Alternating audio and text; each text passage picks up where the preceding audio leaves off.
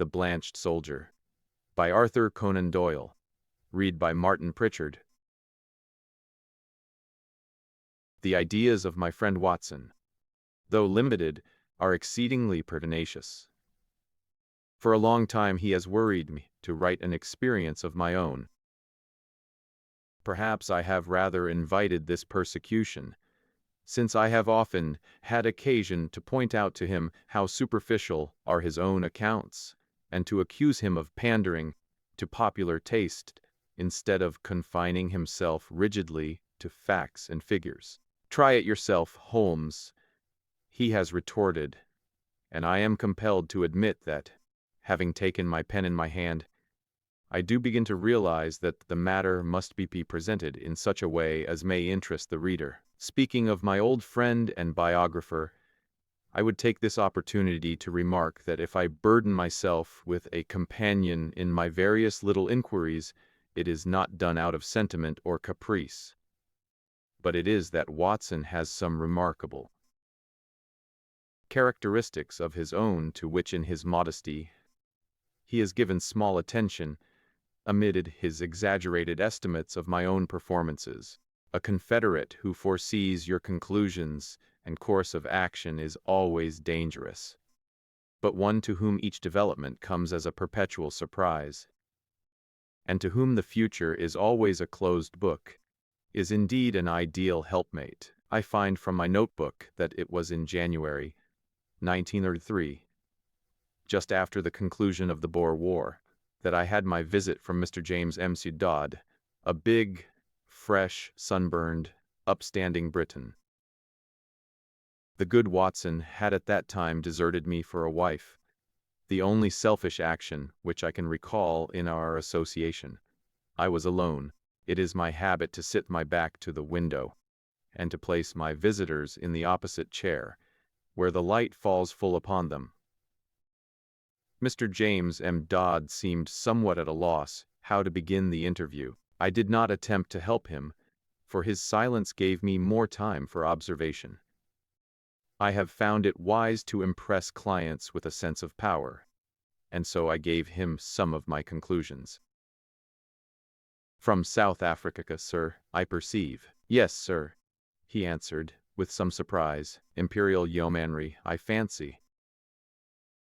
"Exactly. Middlesex corps, no doubt." "That is so. Mr. Holmes, you are a wizard."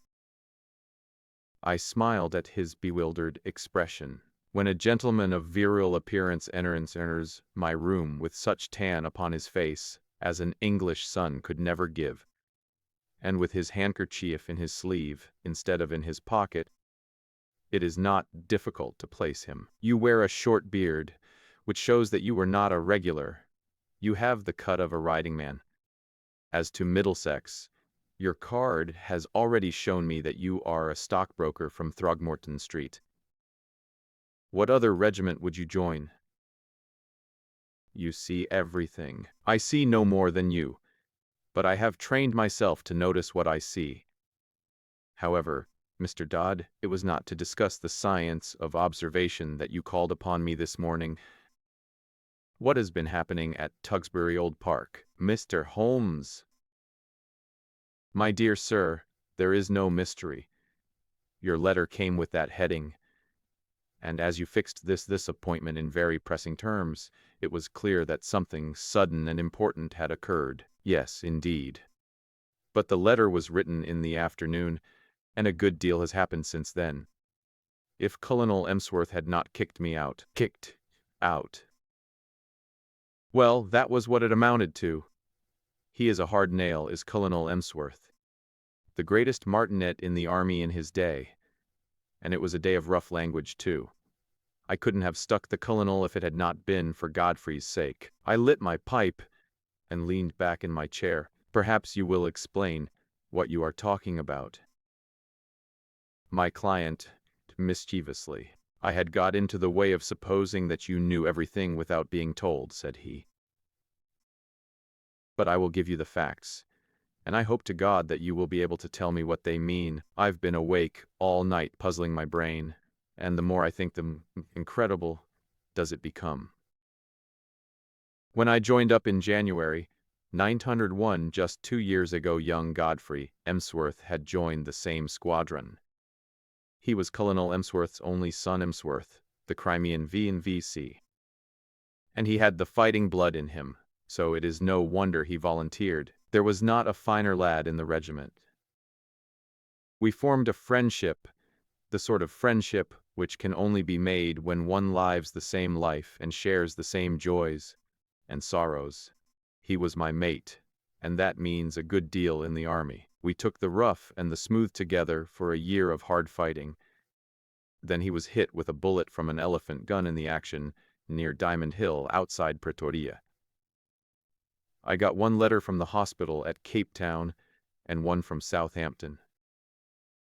Since then, not a word, not one word, Mr. Holmes, for 6 months and more, and he my closest pal. Well, when the war was over and we all got back, I wrote to his father and asked where Godfrey was. I waited a bit, and then I wrote again. This time I had a reply, short and gruff. Godfrey had gone on a voyage round the world, and it was not likely that he would be back for a year. That was all. I wasn't satisfied, Mr. Holmes. The whole thing seemed to me so damned unnatural. He was a good lad, and he would not drop a pal like that. It was not like him. Then again, I happened to know that he was heir to a lot of money, and also that his father and he did not always hit it off too well. The old man was sometimes a bully, and young Godfrey had too much spirit to stand it. No, I wasn't satisfied, and I determined that I would get to the root of the matter. It happened, however, that my own affairs needed a lot of straightening out after 2 years' absence, and so it is only this week that I have been able to take up Godfrey's case again. But since I have taken it up, I mean to drop everything in order to see it through. Mr. James M. Saddad appeared to be the sort of person whom it would be better to have as a friend than as an enemy. His blue eyes were stern, and his square jaw had set hard as he spoke. "Well, what have you done?" I asked. I wrote to the mother. Therefore, I had had quite enough of the curmudgeon of a father, and I made a clean frontal attack. Godfrey was my chum. I had a great deal of interest, which I might tell her of our common experiences. I should be in the neighborhood. Would there be any objection, etc. In reply, I had quite an amiable answer from her and an offer to put me up for the night. That was what took me down on Monday. Tewkesbury Old Hall is inaccessible 5 miles from anywhere. There was no trap at the station, so I had to walk, carrying my suitcase, and it was nearly dark before I arrived. It is a great wandering house, standing in a considerable park. I should judge it was of all sorts of ages and styles, starting on a half-timbered Elizabethan and ending in a Victorian portico. Inside it was all paneling and tapestry and half-effaced old pictures.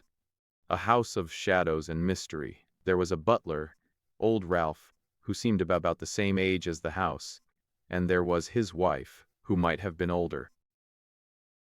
She had been Godfrey's nurse, and I had heard him speak of her as second only to his mother in his affections. So I was drawn to her in spite of her queer appearance. The mother I liked also, gentle little white mouse of a woman. It was only the colonel himself whom I barred. We had a bit of Barney right away, and I should have walked back to the station if I had not felt that it might be playing his game for me to do so. I was shown straight into his study, and there I found him, a huge, bow-backed man with a smoky skin and a straggling gray beard, seated behind his littered desk. A red-veined nose jutted out like a vulture's beak, and 2 fierce gray eyes glared at me from under tufted brows. I could understand now why Godfrey seldom spoke of his father. "Well, sir," said he in a rasping voice, "I should be interested to know the real reasons for this visit." I answered that I had explained them in my letter to his wife. "Yes, you said that you had not known Godfrey in Africa." "Of course, only your word for that. I have his letters to me in my pocket." Kindly, let me see them. He glanced at the two which I handed him, and then he tossed them back. Well, what then? He asked. I was fond of your son Godfrey, sir. Many ties and memories united us. Is it not natural that I should wonder at his sudden silence, and should wish to know what has become of him? I have some recollections, sir, that I had already corresponded with you and had told you what had become of him. He has gone upon a voyage round the world. His health was in a poor way after his African experiences, and both his mother and I were of opinion that complete rest and change were needed. Kindly pass that explanation on to any other friends who may be interested in the matter. Certainly, I answered, but perhaps you would have the goodness to let me have the name of the steamer and of the line by which he sailed, together with the date. I have no doubt that I should be able to get a letter through to him. My request seemed both to puzzle and to irritate my host. His great eyebrows came down over his eyes, and he tapped his fingers impatiently on the table. He looked up at last with the expression of one who has seen his adversary make a dangerous move at chess, and has decided how to meet it. Many people, Mr. Dodd, would take offense at your infernal pertinacity, and would think that this insistence had reached the point of damned impertinence. You must put it down, sir, to my real love for your son. Exactly. I have already made every allowance upon that score. I must ask you, however, to drop these inquiries. Every family has its own knowledge and its own motives, which cannot always be made clear to outsiders, however well-intentioned. My wife is anxious to hear something of Godfrey's past, which you are in a position to tell her. But I would ask you to let the present and the future alone. Such inquiries serve no useful purpose, sir, and place us in a delicate and difficult position. So I came to a dead end, Mr. Holmes. There was no getting past it. I could only pretend to accept the situation and register a vow inwardly that I would never rest until my friend's fate had been cleared up. It was a dull evening. We dined quietly, the three of us, in a gloomy, faded old room. The lady questioned me eagerly about her son, but the old man seemed morose and depressed. I was so bored by the whole proceeding that I made an excuse as soon as I decently could, and retired to my bedroom. It was a large, bare room on the ground floor, as gloomy as the rest of the house, but after a year of sleeping upon the veldt, Mr. Holmes, one is not too particular about one's quarters. I opened the curtains and looked out into the garden, remarking that it was a fine night with a bright half-moon. Then I sat down by the roaring fire with the lamp on a table beside me, and endeavored to distract my mind with a novel. I was interrupted, however, by Ralph, the old butler, who came in with a fresh supply of coals. I thought you might run short in the night-time, sir. It is bitter weather, and these rooms are cold. He hesitated before leaving the room, and when I looked round he was standing facing me, with a wistful look upon his wrinkled face. Beg your pardon, sir, but I could not help hearing what you said of young master got dinner. You know, sir, that my wife nursed him, and so I may say I am his foster father. It's natural we should take an interest, and you say he carried himself well, sir. There was no braver man in the regiment. He pulled me out once from under the rifles of the Boers, or maybe I should not be here. The old butler rubbed his skinny hands. Yes, sirs, that is Master Godfrey all over. He was always courageous. There's not a tree in the park, sir, that he has not climbed. Nothing would stop him. He was a fine boy, and, oh, sir, he was a fine man. I sprang to my feet. Look here, I cried. You say he was. You speak as if he were dead. What is all this mystery? What has become of Godfrey Emsworth? I gripped the old man by the shoulder, but he shrank away. I don't know what you mean, sir. Ask the master about Master Godfrey. He knows. It is not for me to interfere." He was leaving the room, but I held his arm. "Listen," I said. "You are going to answer one question before you leave if I have to hold you all night. Is Godfrey dead?" He could not face my eyes. He was like a man hypnotized. The answer was dragged from his lips. It was a terrible and unexpected one. "I wish to God he was," he cried, and tearing himself free, he dashed from the room. You will think, Mr. Holmes, that I returned to my chair in no very happy state of mind. The old man's words seemed to me to bear only one interpretation. Clearly my poor friend had become involved in some criminal, or at the least, disreputable transaction which touched the family honor.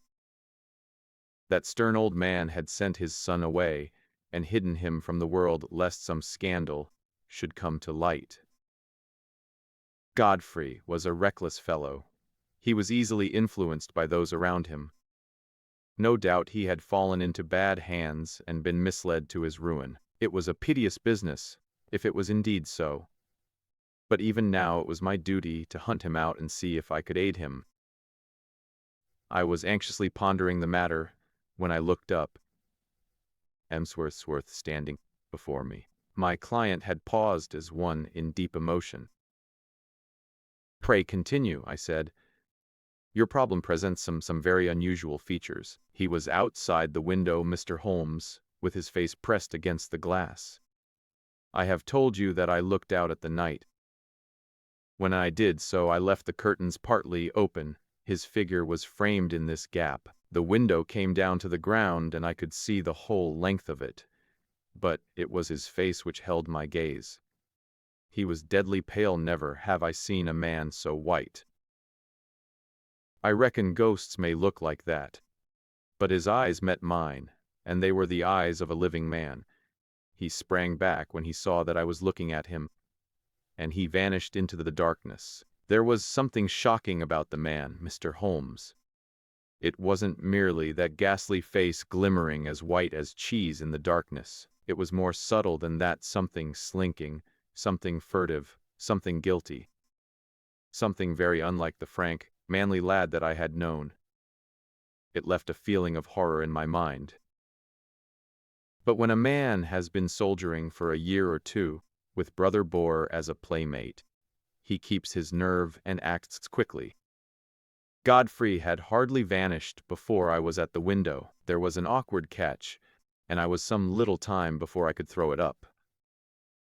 Then I nipped through and ran the garden path in the direction that I thought he might have taken. It was a long path, and the light was not very good, but it seemed to me something was moving ahead of me.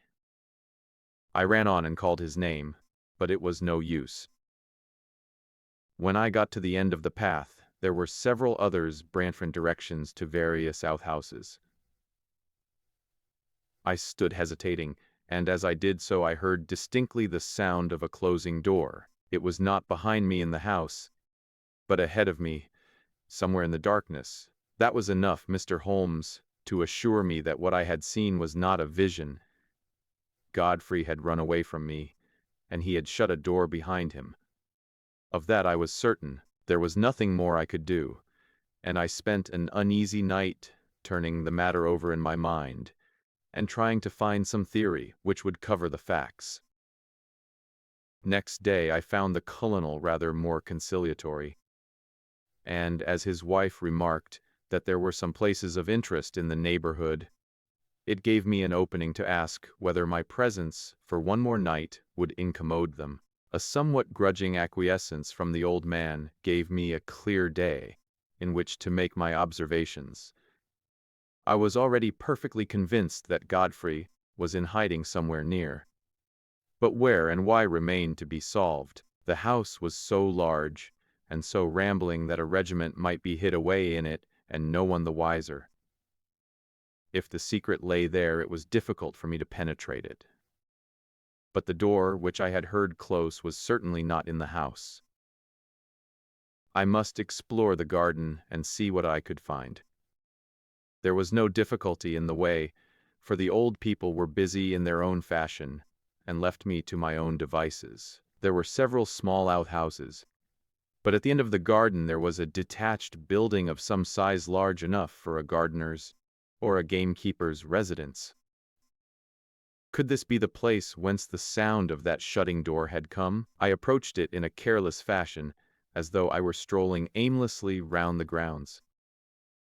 As I did so, a small, brisk, bearded man in a black coat and bowler hat, not at all the gardener type, came out of the door. To my surprise, he locked it after him and put the key in his pocket. Then he looked at me with some surprise on his face. "Are you a visitor here?" he asked. I explained that I was, and that I was a friend of Godfrey's. What a pity that he should be away on his travels, for he would have so liked to see me. I continued. "Quite so," said he with a rather guilty air. "No doubt you will renew your visit at some more propitious time." He passed on, but when I turned, I observed that he was standing watching me, half concealed by the laurels at the far end of the garden. I had a good look at the little house as I passed it, but the windows were heavily curtained, and so far as one could see, it was empty. I might spoil my own game, and even be ordered off the premises, if I were too audacious, for I was still conscious that I was being watched. Therefore, I strolled back to the house, and waited for night before I went on with my inquiry. When all was dark and quiet, I slipped out of my window, and made my way as silently as possible to the mysterious lodge. I have said that it was heavily curtained, but now I found that the windows were shuttered as well. Some light, however, was breaking through one of them, so I concentrated my attention upon this. I was in luck, for the curtain had not been quite closed, and there was a crack in the shutter, so that I could see the inside of the room. It was a cheery place enough, a bright lamp, and a blazing fire. Opposite to me was seated the little man whom I had seen in the morning. He was smoking a pipe and reading a paper. "What paper?" I asked. My client seemed annoyed at the interruption of his narrative. "Can it matter?" he asked. "It is most essential. I really took no notice. Possibly you observed whether it was a broad-leafed paper or of that smaller type which one associates with weeklies. Now that you mention it, it was not large. It might have been the Spectator." However, I had little thought to spare upon such details, for a second man was seated with his back to the window, and I could swear that this second man was Godfrey. I could not see his face, but I knew the familiar slope of his shoulders.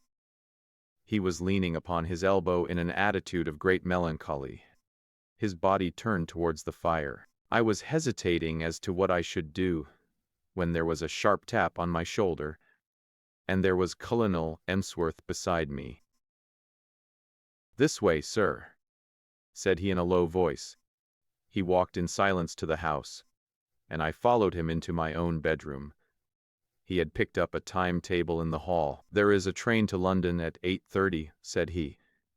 "The trap will be at the door at 8. He was white with rage, and, indeed, I felt myself in so difficult a position that I could only stammer out a few incoherent apologies, in which I tried to excuse myself by urging my anxiety for my friend. "The matter will not bear discussion," said he abruptly. "You have made a most damnable intrusion into the privacy of our family. You were here as a guest, and you have become a spy. I have nothing more to say, sir, save that I have no wish ever to see you again." At this I lost my temper, Mr. Holmes, and I spoke with some warmth. "I warn you, Colonel Emsworth, that until I am assured as to the safety and well-being of my friend, I shall never desist in my efforts to get to the bottom of the mystery, and I shall certainly not allow myself to be intimidated by anything which you may say or do." The old fellow looked diabolical, and I really thought he was about to attack me. I have said that he was a gaunt, fierce old giant, and though I am no weakling, I might have been hard put to it to hold my own against him.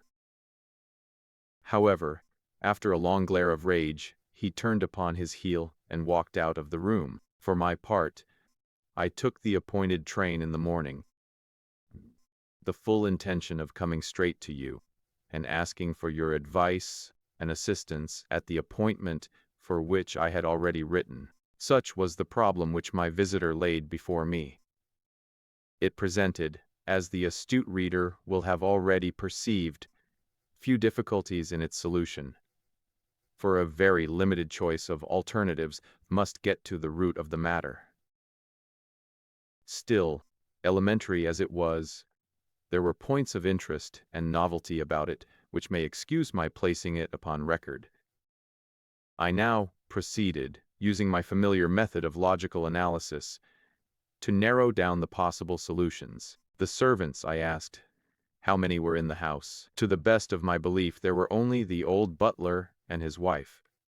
They seemed to live in the simplest fashion. There was no servant, then, in the detached house? None, unless the little man with the beard acted as such. He seemed, however, to be quite a superior person. That seems very suggestive. Had you any indication that food was conveyed from the one house to the other? Now that you mention it, I did see old Ralph carrying a basket down the garden walk and going in the direction of this house. The idea of food did not occur to me at the moment. Did you make any local inquiries? Yes, I did. I spoke to the station master and also to the innkeeper in the village. I simply asked if they knew anything of my old comrade, Godfrey Emsworth. Both of them assured me that he had gone for a voyage round the world. He had come home and then had almost at once started off again. The story was evidently universally accepted. You said nothing of your suspicions? Nothing. That was very wise. The matter should certainly be inquired into. I will go back with you to Tewkesbury Old Park today. It happened that at the moment I was clearing up the case which my friend Watson has described as that of the Abbey School, in which the Duke of Greyminster was so deeply involved. I had also a commission from the Sultan of Turkey, which called for immediate action, as political consequences of the gravest kind might arise from its neglect. Therefore, it was not until the beginning of the next week, as my diary records, that I was able to start forth on my mission to Bedfordshire in company with Mr. James Dodd. As we drove to Euston, we picked up a grave and taciturn gentleman of iron-grey aspect, with whom I had made the necessary arrangements. "This is an old friend," said I to Dodd. "It is possible that his presence may be entirely unnecessary, and on the other hand it may be essential. It is not necessary at the present stage to go further into the matter. The narratives of Watson have accustomed the reader, no doubt, to the fact that I do not waste words or disclose my thoughts while a case is actually under consideration." Dodd seemed surprised, but nothing more was said, and the three of us continued our journey together. In the train I asked Dodd one more question, which I wished our companion to hear. "You say that you saw your friend's face quite clearly at the window, so clearly that you are sure of his identity?" "I have no doubt about it whatever. His nose was pressed against the glass. The lamplight shone full upon him. It could not have been someone resembling him?" No, it was he. But you say he was changed." "Only in color. His face was, how shall I describe it? It was of a fish-belly whiteness. It was bleached." "Was it equally pale all over?" "I think not. It was his brow which I saw so clearly as it was pressed against the window." "Did you call to him?" "I was too startled and horrified for the moment. Then I pursued him, as I have told you, but without result. My case was practically complete, and there was only one small incident needed to round it off, when, after a considerable drive, we arrived at the strange old rambling house which my client had described. It was Ralph, the elderly butler, who opened the door. I had requisitioned the carriage for the day, and had asked my elderly friend to remain within it unless we should summon him. Ralph, a little wrinkled old fellow, was in the conventional costume of black coat and pepper and salt trousers, with only one curious variant. He wore brown leather gloves, which at sight of us he instantly shuffled off, laying them down on the hall table as we passed in. I have, as my friend Watson may have remarked, an abnormally acute set of senses, and a faint but incisive scent was apparent. It seemed to center on the hall table. I turned, placed my hat there, knocked it off, stooped to pick it up, and contrived to bring my nose within a foot of the gloves. Yes, it was undoubtedly from them that the curious terry odor was oozing. I passed on into the study with my case complete. Alas, that I should have to show my hand, so when I tell my own story, it was by concealing such links in the chain that Watson was enabled to produce his meretricious finales. Colonel Emsworth was not in his room, but he came quickly enough on receipt of Ralph's message. We heard his quick, heavy step in the passage. The door was flung open, and he rushed in with bristling beard and twisted features, as terrible an old man as ever I have seen. He held our cards in his hand, and he tore them up and stamped on the fragments. Have I not told you, you infernal busybody, that you are warned off the premises? Never dare to show your damned face here again. If you enter again without my leave, I shall be within my rights if I use violence. I'll shoot you, sir. By God, I will. As to you, sir, turning upon me, I extend the same warning to you. I am familiar with your ignoble profession, but you must take your reputed talents to some other field. There is no opening for them here. I cannot leave here, said my client firmly, until I hear from Godfrey's own lips that he is under no restraint. Our involuntary host rang the bell. Ralph, he said, telephone down to the county police and ask the inspector to send up 2 constables. Tell him there are burglars in the house. 1 moment, said I. You must be aware, Mr. Dodd, that Colonel Emsworth is within his rights, and that we have no legal status within his house. On the other hand, he should recognize that your action is prompted entirely by solicitude for his son. I venture to hope that if I were allowed to have 5 minutes conversation with Colonel Emsworth, I could certainly alter his view of the matter. I am not so easily altered, said the old soldier. Ralph, do what I have told you. What the devil are you waiting for? Ring up the police. Nothing of the sort, I said, putting my back to the door. Any police interference would bring about the very catastrophe which you dread. I took out my notebook and scribbled 1 word upon a loose sheet. That, said I as I handed it to Emsworth, is what has brought us here. He stared at the writing with a face from which every expression save amazement had vanished. How do you know? He gasped, sitting down heavily in his chair. It is my business to know things. That is my trade. He sat in deep thought, his gaunt hand tugging at his straggling beard. Then he made a gesture of resignation. Well, if you wish to see Godfrey, you shall. It is no doing of mine, but you have forced my hand. Ralph, tell Mr. Godfrey and Mr. Kent that in 5 minutes we shall be with them. At the end of that time we passed down the garden path and found ourselves in front of the mystery house at the end. A small bearded man stood at the door with a look of considerable astonishment upon his face. This is very sudden, Colonel Emsworth, said he. This will disarrange all our plans. I can't help it, Mr. Kent. Our hands have been forced. Can Mr. Godfrey see us? Yes, he is waiting inside. He turned and led us into a large, plainly furnished front room. A man was standing with his back to the fire, and at the sight of him my client sprang forward with outstretched hand. Why, Godfrey, old man, this is fine, but the back. Don't touch me, Jimmy. Keep your distance. Yes, you may well stare. I don't quite look the smart Lance Corporal Emsworth, of B Squadron, Dewey. His appearance, certainly extraordinary. One could see that he had indeed been a handsome man, with clear-cut features, sunburned by an African sun. But mottled in patches over this darker surface were curious whitish patches which had bleached his skin. "That's why I don't court visitors," said he. "I don't mind you, Jimmy, but I could have done without your friend. I suppose there is some good reason for it, but you have me at a disadvantage. I wanted to be sure that all was well with you, Godfrey. I saw you that night when you looked into my window, and I could not let the matter rest till I had cleared things up. Old Ralph told me you were there, and I couldn't help taking a peep at you.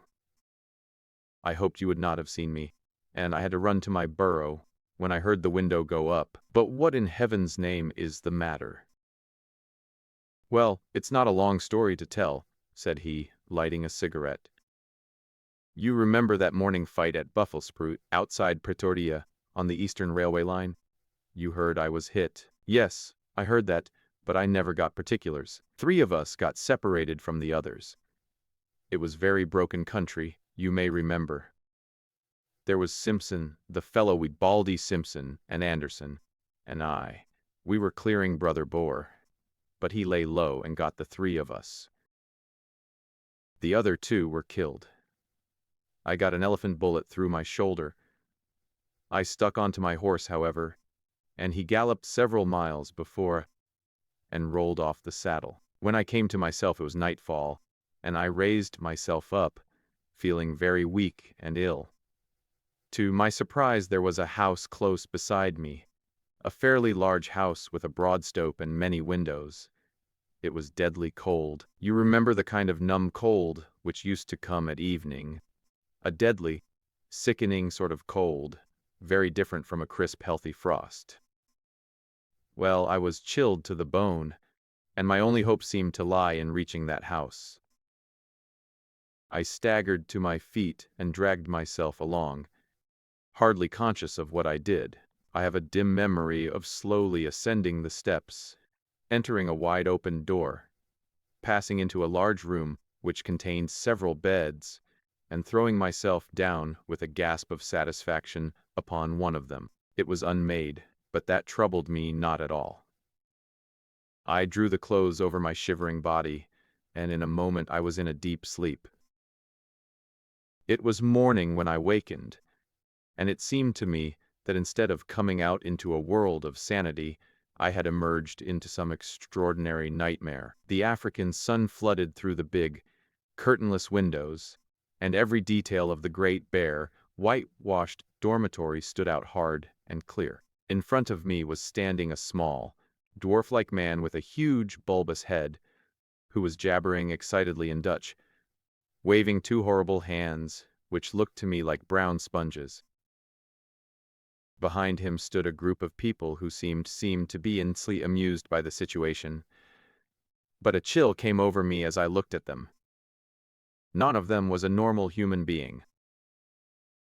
Everyone was twisted or swollen or disfigured in some strange way. The laughter of these strange monstrosities was a dreadful thing to hear. It seemed that none of them could speak English, but the situation wanted clearing up, for the creature with the big head was growing furiously angry, and, uttering wild beast cries, he had laid his deformed hands upon me, and was dragging me out of bed, regardless of the fresh flow of blood from my wound. The little monster was as strong as a bull, and I don't know what he might have done to me had not an elderly man, who was clearly in authority, been attracted to the room by the hubbub. He said a few stern words in Dutch, and my persecutor shrank away. Then he turned upon me, gazing at me in the utmost amazement. "How in the world did you come here?" he asked in amazement. "Wait a bit. I see that you are tired out, and that wounded shoulder of yours wants looking after. I am a doctor, and I'll soon have you tied up. But man alive, you are in far greater danger here than ever you were on the battlefield. You are in the leper hospital, and you have slept in a leper's bed. Need I tell you more, Jimmy?" It seems that in view of the approaching battle, all these poor creatures had been evacuated the day before. Then, as the British advanced, they had been brought back by their medical superintendent, who assured me that, though he believed he was immune to the disease, he would none the less never have dared to do what I had done. He put me in a private room, treated me kindly, and within a week or so I was removed to the General Hospital at Pretoria. So there you have my tragedy. I hoped against hope, but it was not until I had reached home that the terrible signs which you see upon my face told me that I had not escaped. What was I to do? I was in this lonely house. We had 2 servants whom we could utterly trust. There was a house where I could live.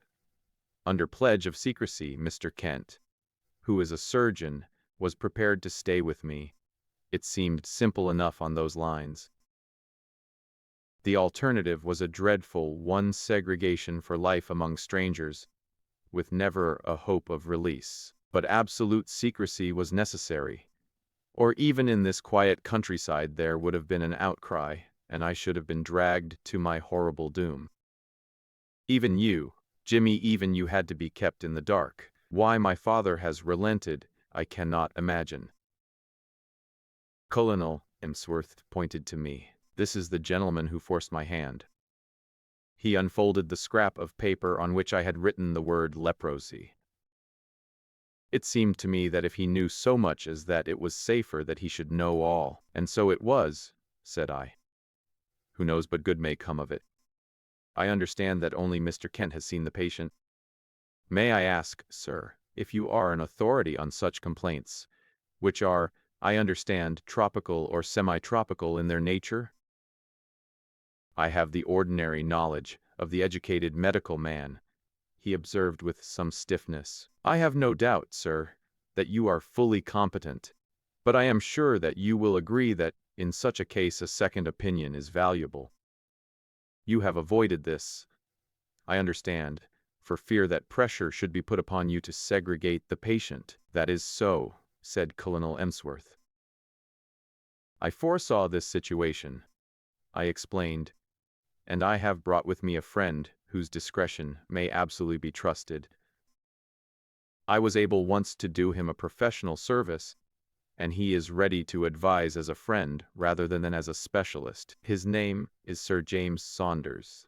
The prospect of an interview with Lord Roberts would not have excited greater wonder and pleasure in a raw subaltern than was now reflected upon the face of Mr. Kent.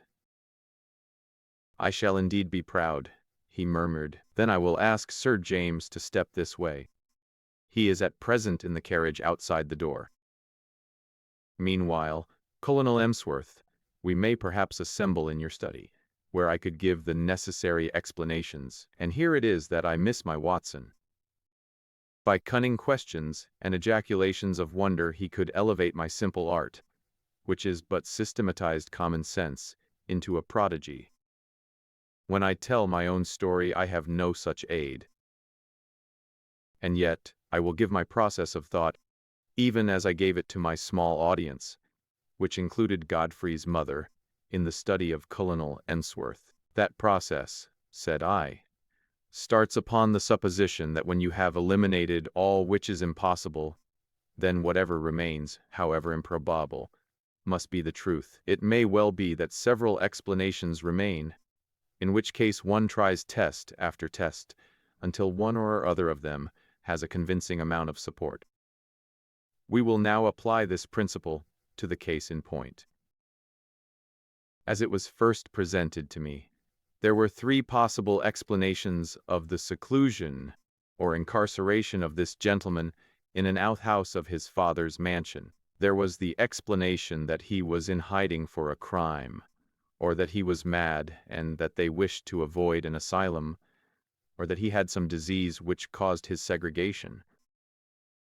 Of no other adequate solutions. These, then, had to be sifted and balanced against each other. The criminal solution would not bear inspection. No unsolved crime had been reported from that district. I was sure of that. If it were some crime not yet discovered, then clearly it would be to the interest of the family to get rid of the delinquent and send him abroad rather than keep him concealed at home. I could see no explanation for such a line of conduct. Insanity was more plausible. The presence of the second person in the outhouse suggested a keeper. The fact that he locked the door when he came out strengthened the supposition and gave the idea of constraint. On the other hand, this constraint could not be severe, or the young man could not have got loose and come down to have a look at his friend. You will remember, Mr. Dodd, that I felt round for points, asking you, for example, about the paper which Mr. Kent was reading. Had it been the Lancet or the British Medical Journal, it would have helped me. It is not illegal, however, to keep a lunatic upon private premises, so long as there is a qualified person in attendance, and that the authorities have been duly notified. Why, then, all this desperate desire for secrecy? Once again, I could not get the theory to fit the facts. There remained the third possibility, into which, rare and unlikely as it was, everything seemed to fit. Leprosy is not uncommon in South Africa. By some extraordinary chance, this youth might have contracted it. His people would be placed in a very dreadful position, since they would desire to save him from segregation. Great secrecy would be needed to prevent rumors from getting about and subsequent interference by the authorities. A devoted medical man, if sufficiently paid, would easily be found to take charge of the sufferer. There would be no reason why the latter should not be allowed freedom after dark. Bleaching of the skin is a common result of the disease. The case was a strong one, so strong that I determined to act as if it were actually proved. When on arriving here, I noticed that Ralph, who carries out the meals, had gloves which are impregnated with disinfectants. My last doubts were removed. A single word showed you, sir, that your secret was discovered, and if I wrote rather than said it, it was to prove to you that my discretion was to be trusted. I was finishing this little analysis of the case when the door was opened, and the austere figure of the great dermatologist was ushered in. But for once his sphinx-like features had relaxed, and there was a warm humanity in his eyes. He strode up to Colonel Emsworth and shook him by the hand. "It is often my lot to bring ill tidings and seldom good," said he. "This occasion is the more welcome. It is not leprosy." "What?" "A well-marked case of pseudo-leprosy or ichthyosis, a scale-like affection of the skin. Unsightly, obstinate, but possibly curable, and certainly non-infective." "Yes, Mr. Holmes, the coincidence is a remarkable one." "But is it coincidence? Are there not subtle forces, work of which we know little? Are we assured that the apprehension from which this young man has no doubt suffered terribly since his exposure to its contagion may not produce a physical effect which simulates that which it fears? At any rate, I pledge my professional reputation. But the lady has fainted. I think that Mr. Kent had better be with her until she recovers from this joyous shock.